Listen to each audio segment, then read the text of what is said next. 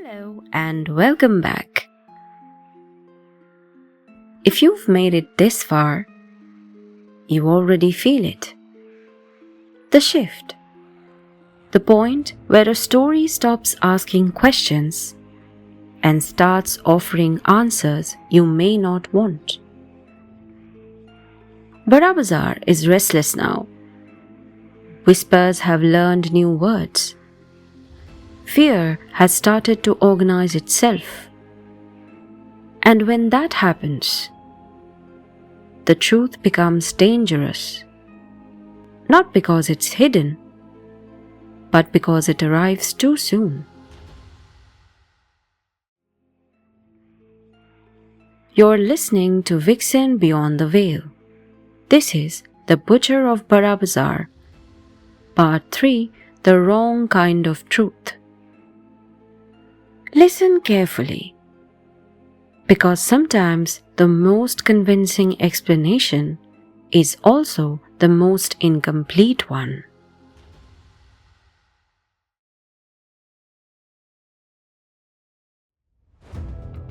The city did not exhale this time. It held its breath. 3 bodies in less than a week had a way of unsettling even a place as stubbornly resilient as Burrabazar. And by the time the third death entered public consciousness, the unease had already begun to harden into something more volatile. News channels spoke in careful tones that failed to hide their hunger. Phrases like possible serial pattern and connections under investigation slipping into headlines with alarming ease, while anonymous sources fed speculation faster than the police could cauterize it. Somewhere between the second and third day, the city stopped asking what happened and began demanding who. The impact of the unnamed tip was felt in subtler ways, in the questions that began to change shape, in the way routine checks started circling the same names, in the quiet realization that the victims were no longer being viewed as isolated tragedies, but as pieces of something assembling itself, whether anyone approved of it or not. What had once been dismissed as coincidence was now being examined for intent, and that shift alone was enough to tilt the investigation into uneasy ground. For Ria, it meant pressure. Senior officers wanted timelines. Politicians wanted reassurance. The media wanted a face they could repeat enough to feel useful. And every hour without one tightened the noose of expectation around the investigation. She responded the only way she knew how, by doubling down on procedure, returning to scenes that had already been combed through, rechecking details that had not changed, and refusing, with quiet stubbornness, to let speculation do the work of evidence. Arin returned to the river-facing warehouse 2 days after the body had been removed, not because there was anything new to see, but because the place had begun to trouble him in ways that distance had not softened. The fog was thinner now, daylight filtering through the narrow gaps between buildings, but the ground still seemed to remember what had happened there. The uneven stones darkened in places that no amount of scrubbing quite erased. He found Ria already there. She stood near the cordon, hands on her hips, eyes scanning the area with the focused intensity of someone trying to hear what a place refused to say aloud. And for a moment, neither of them spoke, united by the shared discomfort of standing in a space that had become more than it was ever meant to be. They're calling it serial now. Arin said eventually, breaking the silence. Carefully. But they are. Ria did not look at him. They call everything serial once it gets uncomfortable.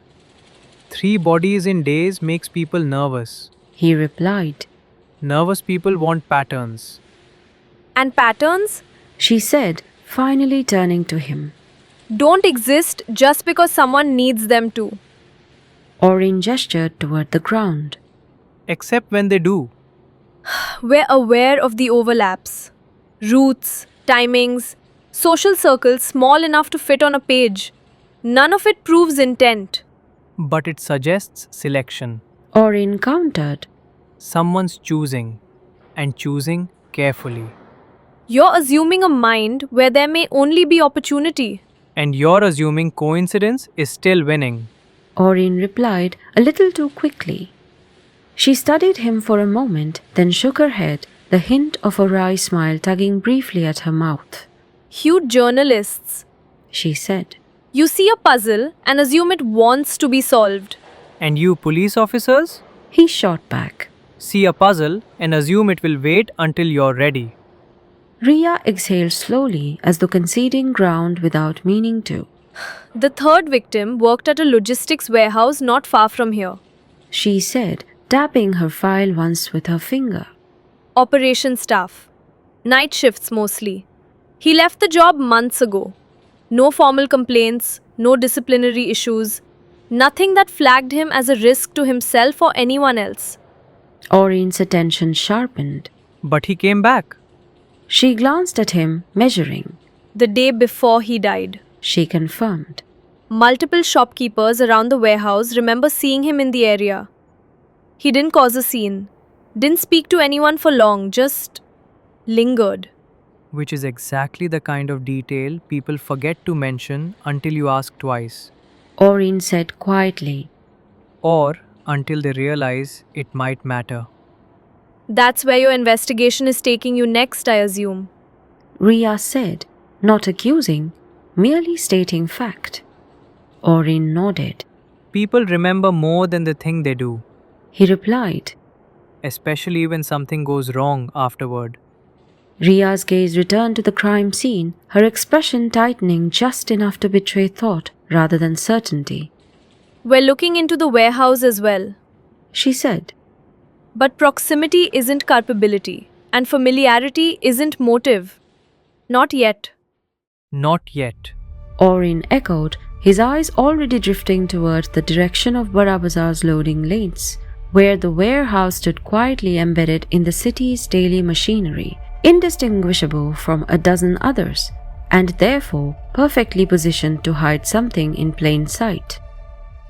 The look they shared this time lingered a fraction longer than necessary, sharp-edged but threaded with something else.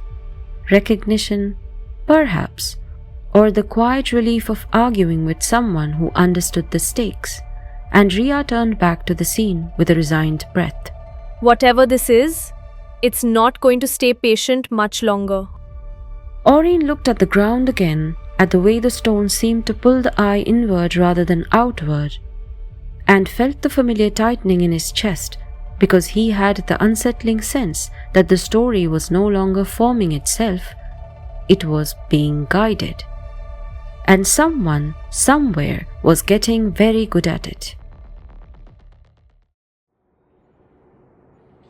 Arin visited the warehouse under the pretext of background research, though he suspected Ria had already ordered the same inquiries through official channels, and the place itself felt exactly like what it was meant to be. Functional, forgettable, designed to move goods rather than invite attention.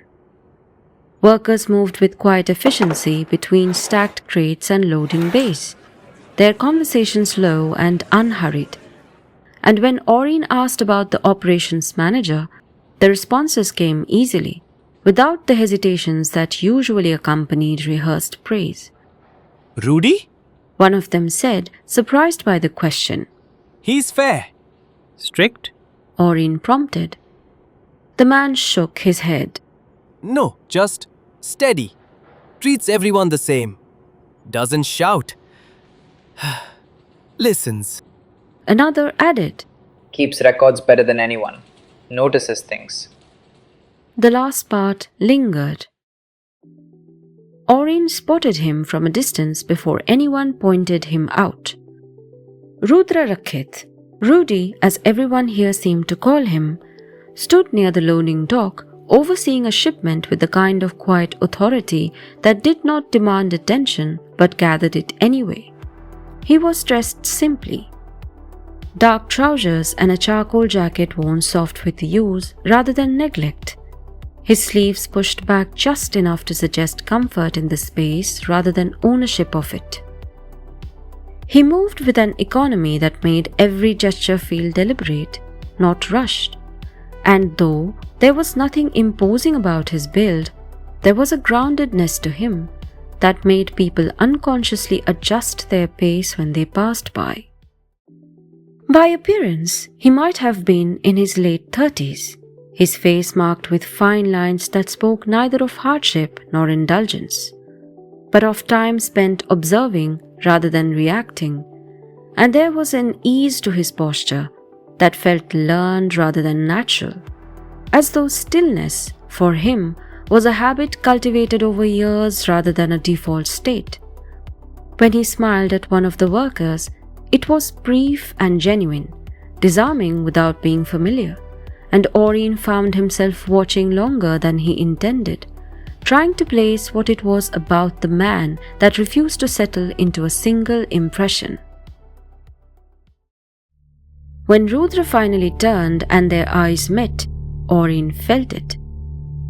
Not a sound, not a movement, just a subtle shift in the air, a pressure like a held breath, as though the space around Rudra had momentarily thickened, drawing attention inward rather than outward.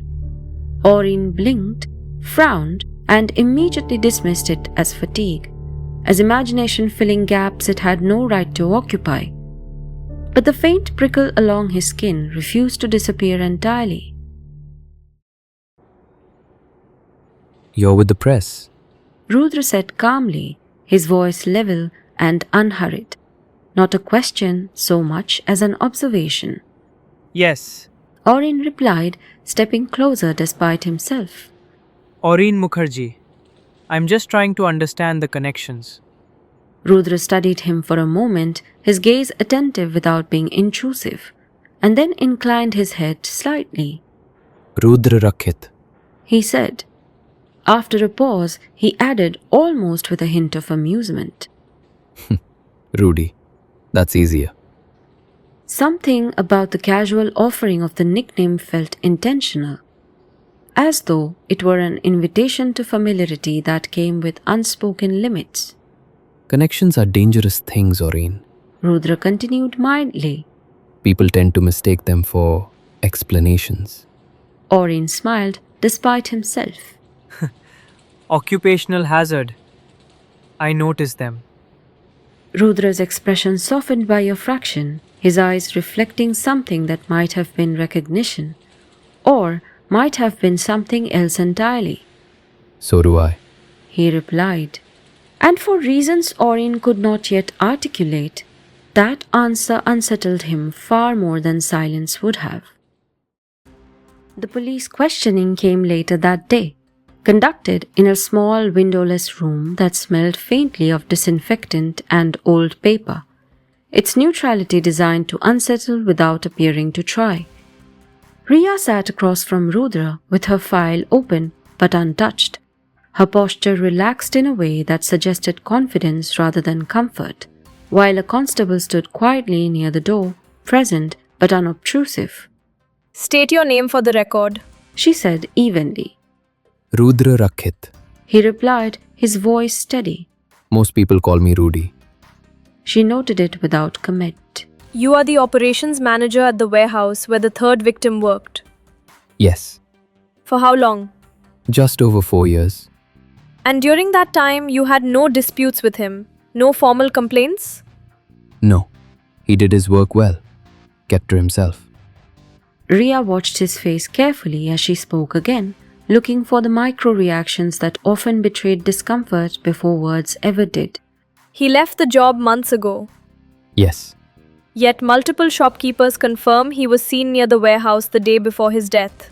That's correct. Rudra said without hesitation. He came by in the evening. Why? Rudra paused then, not long enough to be evasive, but long enough to feel deliberate. He wanted to talk. About? Work. Or rather, the absence of it. He was struggling. Riya let the silence stretch, the way she often did when she wanted someone to fill it without being asked. Rudra did not. She watched him for another moment, then reached into the file she had kept deliberately closed until now, sliding out a set of photographs and a neatly printed summary of call logs. You knew the other two victims as well. She said at last, tapping the images once with her finger. Not closely, but well enough to recognize them. Yes, How? shared hours. He said simply. Night shifts have a way of overlapping. People notice each other. Did you meet them outside work? Occasionally, Rudra answered. public places, tea stalls. Conversations that don't mean much until someone decides they do. Ria's pen hovered above the page. You understand how this looks. I do. He said, meeting her gaze calmly. Understanding something doesn't make it true. She leaned back slightly, studying him now without pretext. There were no nervous tics, no tightening of the jaw, no defensive shifts in posture as the questions edged closer to implication. And his breathing remained steady in a way that suggested not control, but familiarity with scrutiny. You're very composed. She observed. Rudra inclined his head. I have learned the value of being careful with my words. Why? A faint smile touched his mouth, not amusement, not arrogance, but something more restrained. Because people often hear what they're looking for. Ria held his gaze for a moment longer than necessary, then closed the file. You're free to go. For now. Rudra stood without hurry. I assumed as much. As he left the room, Ria remained seated, staring at the closed door, unsettled in a way she could not quite articulate without sounding unprofessional. Nothing he had said warranted action. Nothing he had done crossed a line. And yet, something about him lingered, an absence of fear, where she expected at least a trace of it. She reminded herself, firmly, that unease was not evidence, and moved on. The evidence meanwhile stopped drifting and began to settle. Phone records placed Rudra in the vicinity of two of the victims within day of their deaths, not close enough to be damning on their own, but uncomfortably aligned when paired with CCTV footage that showed him passing through familiar routes at hours most people avoided. Employment logs confirmed that all three victims had crossed paths with him at different points in their working lives. And warehouse access records revealed late-night entries that were routine enough to explain away individually, yet persistent enough to invite scrutiny when viewed together. Nothing about it was fabricated, nothing about it was clean. It was the kind of evidence that did not shout, but accumulated. Arin felt the shape of the story hardening around Rudra with every new detail, a narrative assembling itself from proximity and pattern rather than intent. And the more time he spent around the warehouse, speaking to workers, retracing steps, watching Rudra move through his days with the same measured calm, the less convinced he became that the man at the center of it all was capable of the violence being attributed to him. There was no slippage in Rudra's behavior, no sudden withdrawal, no tightening of speech or temper. If anything, he seemed weighed down by something closer to inevitability than fear. Arin visited him twice more under the guise of follow-up questions, and each time left with the same unsettled conclusion. Whatever Rudra Rakkhit was, he was not careless. You're looking in the wrong direction. Rudra said quietly during their last conversation, standing near the loading bay as dusk settled over the warehouse. And once that happens, it becomes very difficult to look anywhere else. Arin frowned. Then help me look the right way. Rudra regarded him for a long moment, something unreadable passing through his eyes. I intend to. He said finally. But not here. And not like this. It was later that evening when Arin received the message, brief, unadorned, asking him to come by once more, saying only that there were things he needed to understand before it was too late. Arin arrived to find police vehicles already pulling in. Ria stepped out first, her expression composed but resolute, her team moving with practiced coordination as they approached Rudra without hesitation. The timing was too precise to be coincidence and too public to be private, and Arin felt a cold understanding settle in his chest as he realized that whatever Rudra had intended to say would not be said freely now. Ria met Arin's gaze briefly. We have enough, She said. This isn't instinct anymore. It's evidence. I don't think he did this. Arin said, the words escaping before he could temper them. I know how that sounds, but But you're letting atmosphere do the work of facts. She cut in, not unkindly, but firmly. This is exactly what I warned you about. As the handcuffs clicked into place, Rudra did not resist. He did not argue. He simply looked at Arin with a calm that bordered on resignation and said, clearly enough to be heard, I didn't do this. And there will be more deaths if I stay in captivity. Ria dismissed it immediately as manipulation, the kind designed to unsettle witnesses and seed doubt at the last moment. But Arin felt something twist painfully in his chest, because the warning had not sounded like a threat. It had sounded like regret. The corridor outside the interrogation rooms was deliberately uncomfortable, its plastic chairs bolted to the floor, its walls painted in a color that discouraged lingering, and Arin found himself seated there with his notebook untouched in his lap, listening to the muted sounds of the station settling into night. He had followed the police vehicles back instinctively, driven less by professional obligation than by the growing certainty that something was about to be said that would not survive delay. You can't go in. Constable Parvez said, not unkindly. This isn't press access. I'm not here as press. Arin replied automatically, though he knew how little that mattered. The door to the interrogation room closed with a dull click. Inside, Rudra sat across from Ria beneath the harsh white light, his hands resting loosely on the table, posture unguarded in a way that felt neither defiant nor submissive. Ria placed her file down carefully, every movement precise. You wanted to speak. You have my attention. Not like this. Her expression tightened. This is exactly how this works. No, it won't. Rudra replied evenly. Not unless Arin Mukherjee is present. Ria stared at him. You don't get to make conditions. I already have, He said without raising his voice. because what I'm about to say will sound like madness. Unless someone in this room has already begun to see what you refuse to. Silence stretched. Ria leaned back, arms folding. If this is an attempt to control the narrative, It isn't. It's an attempt to prevent more deaths. That earned him a pause. Ria studied him for a moment, irritation giving way to calculation, then pressed the intercom button. Parvez, get Mukherjee. She said shortly. Outside, Parvez stopped in front of Arin. ACP wants you. Arin rose immediately. Ria intercepted him just before the door, her voice low and unmistakably firm. One word. One step out of line and you're gone. I understand. Arin replied and meant it.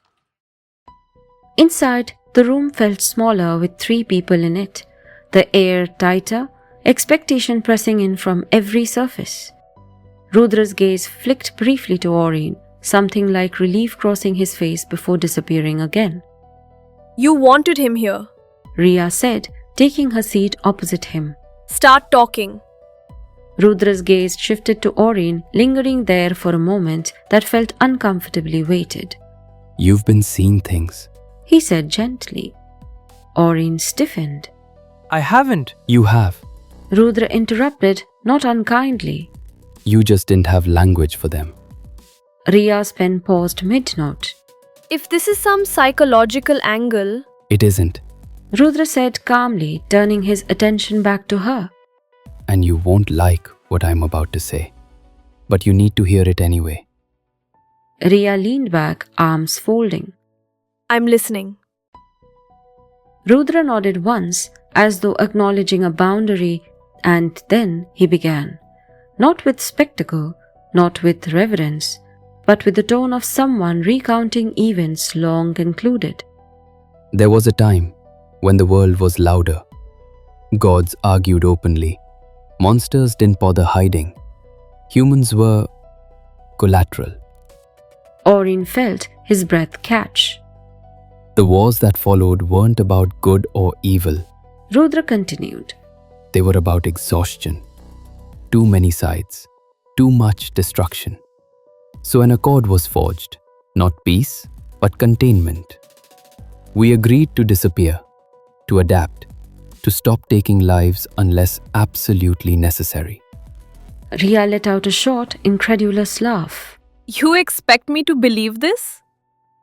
No, I expect you to recognize it. Her jaw tightened. This is mythology. Yes, because history written by survivors always becomes myth. Arin leaned forward despite himself. The victims, He said quietly. they were like you. Rudra's eyes softened. They followed the accord. They lived quietly. They believed restraint was survival. He hesitated then, just for a fraction of a second before adding. As I did. Riya's gaze sharpened. You keep saying we. Rudra met her eyes without flinching. Because I am one of them. A Rakshas. The word settled into the room with quiet finality. My true name is Rudraksh. Arin's breath left him in a slow exhale. As in the bead. Rudra inclined his head. The legend survived better than most of us did. Protection, balance. A reminder worn close to the skin so one does not forget restraint. A faint, almost self-aware smile touched his mouth. Rudra Rakhit was a compromise. Rudy made it easier for the modern world. And the killer? Riya pressed, refusing to let the moment settle into awe. A rogue. One who believes the old ways should never have ended. One who sees adaptation as betrayal. Silence settled heavily in the room. You're saying Riya said slowly. that you're not human. I haven't been for a very long time, Rudra replied. but I've lived among humans long enough to know how your systems work. How fear chooses shortcuts. Arin swallowed. You said there would be more deaths. There will be, because the one who is killing them believes you've made his argument for him by locking me away. Riya stood abruptly, chair scraping back. Enough. She said sharply.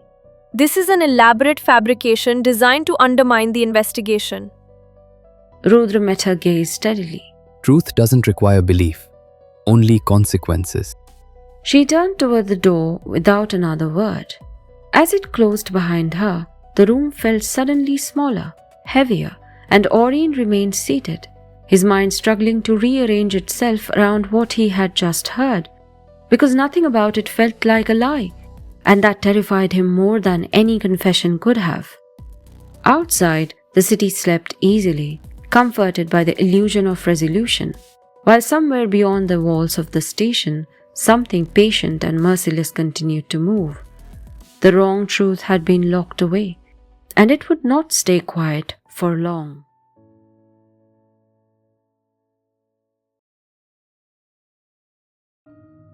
And that's where we'll pause for tonight. An answer has been offered. A truth has been spoken. But not every truth makes the world safer. Some simply make it quieter. An arrest has been made. Relief is settling in. And somewhere beyond the city's comfort, something has been left unfinished. If you felt drawn into this story, you can support the channel by liking, sharing, and subscribing. It helps these tales reach the listeners who might already sense that there's more happening around them than meets the eye. The Butcher of Burrabazar will conclude in part 4. Until then, thank you for listening, for staying with the quiet moments, and for trusting me to guide you here. I am Ipsha. This was Vixen Beyond the Veil. Take care of yourself, and when you're ready, you can step back into the world.